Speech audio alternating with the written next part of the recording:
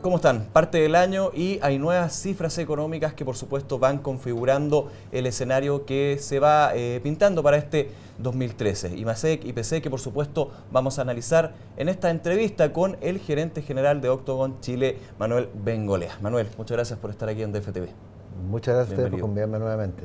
Bienvenido como siempre. Bueno, primero veamos las cifras, porque más bien la coyuntura, porque tenemos un IMASEC que llega a 5,5% en noviembre, tenemos un IPC que muestra una variación nula en diciembre. Al parecer son cifras bastante positivas, el mismo gobierno también lo ha mencionado, pero también generan algunas señales de alerta, como ya lo estábamos viendo en el segundo semestre del 2012. ¿Cuál es un poco tu opinión con respecto a estos nuevos datos que está dando la economía?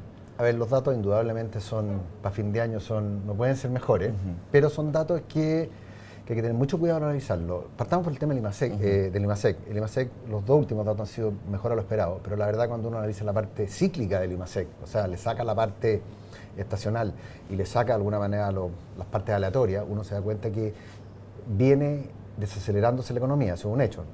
Desacelerar no significa caer, significa que bajó de un crecimiento 7 que estaba a cerca de un 5. Un crecimiento menor del que tenía. Menor. Tenía desacelerándose, lo cual es perfectamente razonable, bueno y deseable. Y es necesario, finalmente. Por eso te digo, deseable y necesario. Ahora, el tema de la inflación, sí, efectivamente, el 1,5% fue totalmente inesperado. Se debe básicamente a dos grandes factores. El primero de ellos, energía y alimentos, y la caída del dólar que ayudó, claro. ¿No es cierto? Ahora, lo importante es mirando para adelante, ¿no es cierto?, ¿qué va a pasar? La economía va a seguir desacelerándose a un ritmo razonable, porque el ciclo externo probablemente nos ayude un poquito, pero el tema de la inflación es un tema que debiese empezar a preocupar en unos 2 o 3 meses más, porque hay mucha presión de demanda que está incubándose que podría eventualmente transmitirse a precios.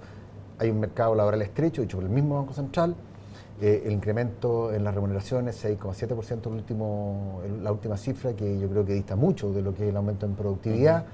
Entonces, cuando estas cosas se dejan y no se atacan debidamente, terminan en problemas. Y uno de esos problemas puede ser que podemos encontrarnos con que la inflación por aquí por junio vaya a 3 o un poquito por arriba de 3%, lo cual yo creo que no mucha gente lo espera.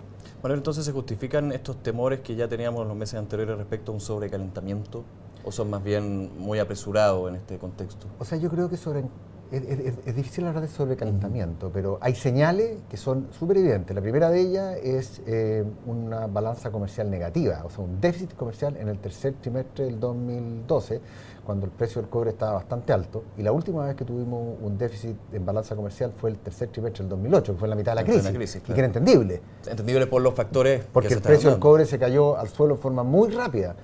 No es lo que pasa ahora. Por lo tanto, si las exportaciones siguen altas, nosotros tenemos déficit en balanza comercial, quiere decir que estamos importando más o gastando más. Después, cuando uno analiza el tema de la cuenta corriente, en el año 2007, 2006 teníamos un superávit en cuenta corriente muy significativo, 5% del producto. Para este año las expectativas son que haya un déficit de 5% del producto. Todos esos son señales que te dicen, cuidado señor, hay exceso de gasto. Y yo creo que usualmente el exceso de gasto, quien lo debe contener, el primero de ellos es el gobierno. Claro. El gobierno debería dar una señal concreta, ¿no es cierto?, de que reduce su ritmo de expansión. ¿Pero recortando el gasto? Sí, recortando así lícitamente, recortando el gasto. Yo sé que es un tema que es políticamente duro, pero la verdad que esto es una necesidad para los exportadores, que los exportadores no cobran hoy día están muy complicados con este tipo de cambios. Y eso le puede dar pie al Banco Central, además, si se contiene la inflación, a que pudiese por lo menos despejar cualquier duda de una subida de tasa en el futuro. Vamos también al tipo de cambio, porque es un tema que está muy en boga. Lógicamente tenemos a un tipo de cambio que llega a los 4.70, a bajar de hecho a los 4.70, reunión entre el Banco Central, el Ministerio de Hacienda para analizar voces de los exportadores justamente que piden una intervención cambiaria. Sabemos que las intervenciones finalmente también tienen sus costos. ¿Cómo ves tú esta situación? ¿Estamos ante ya una posible intervención por parte del Banco Central o hay que ser más mesurado al pensar en esta ocasión, en esta situación? Lo que pasa es que la situación del tipo de cambio es un reflejo del exceso de gasto. El exceso de gasto se puede manejar de dos formas, ¿no es cierto? Si el fisco no hace caso y sigue con su ritmo de expansión, el Banco Central va a tener que tomar carta en el asunto. Ahora, lo lógico es que ambos ¿no es cierto?, se pongan de acuerdo de manera que ambos coordinen una política que sea lo menos complicada posible para ninguna de las partes. Yo creo que una de las alternativas de la intervención, yo no la descarto, no hay que olvidarse, digamos, que a pesar de que el precio del cobre está en 360 centavos, hoy día producirlo a los operadores eficientes le cuesta sobre los $2. ¿Te fijas? Por lo tanto, si esa situación ya es complicada para la empresa mediana, cuyos costos están alrededor de $2.90, y la empresa chica de Frentón ya está por solo $3, imagínate tú lo que puede ser la realidad para los exportadores, para todos aquellos sectores que son muy intensivos en mano de obra, ¿no es cierto?, muy intensivos en electricidad, que tienen problemas ambientales. Hoy día a ellos se les hace imposible con este tipo de cambio. Y uno tiene que, ¿no es cierto?, cuidar el tipo de cambio, porque nosotros somos un país exportador, no exportador de cobre solamente. Claro, de varios productos, y también se está diversificando el abanico, y eso ha sido una idea desde que estaba de varios gobiernos, de hecho. O sea, es una idea que tiene desde hace 30 años atrás que nos ha costado muchísimo deshacernos de esa dependencia al cobre. Y por último, en ese tema también hay otro elemento bastante importante, que es la entrada de capitales extranjeros. También yo te llevo a lo que ha sido una mejora en la nota crediticia del país, que por supuesto genera más seguridad al inversionista internacional. Eso finalmente significa una mayor entrada de dólares, lo que también podría presionar a la baja el tipo de cambio. ¿Esto podría incrementarse? Sí, a ver, es un hecho. Chile tiene una categoría de inversión muy cercana a casi al nivel máximo. Y se habla con las cifras que veíamos al principio también. Pero hay un tema que aquí es lo que yo llamo el convidado piedra, que son las AFP.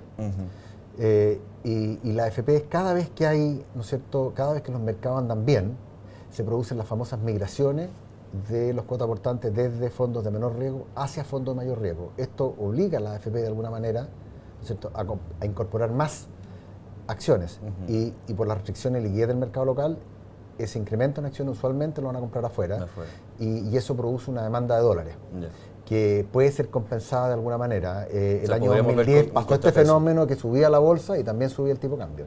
O sea, este fenómeno que se daría podría contrapesar de alguna forma lo primero que yo te decía. Sí, claro. Es un poco lo mismo que pasó por inverso por ahí por septiembre del año pasado, cuando todo el mundo se veía bastante complicado y acá teníamos una moneda bastante baja, era porque la gente se cambiaba a fondos de menor riesgo, y eso obligaba al banco, a la AFP a traer dólares hacia Chile. Ahora se da el caso contrario y bueno. Ahora se da el caso contrario, sí. Y es un efecto que no sabemos cuán potente puede ser, porque es difícil mensurarlo, pero no hay que olvidarse que la AFP maneja 160 billones de dólares, más o menos. Así es, pues. Bueno, muchas gracias por este comentario, siempre analizando lo que está sucediendo en la economía, los distintos puntos, las distintas cifras. Por supuesto, ya te dejamos invitados para en otra ocasión ver qué es lo que está sucediendo, pero siempre con calma ver los distintos puntos. Muchas gracias. Muchas gracias a ustedes por convidarme. Muchas gracias. Y a ustedes ya los dejamos invitados, por supuesto, una nueva entrevista aquí en DFTV.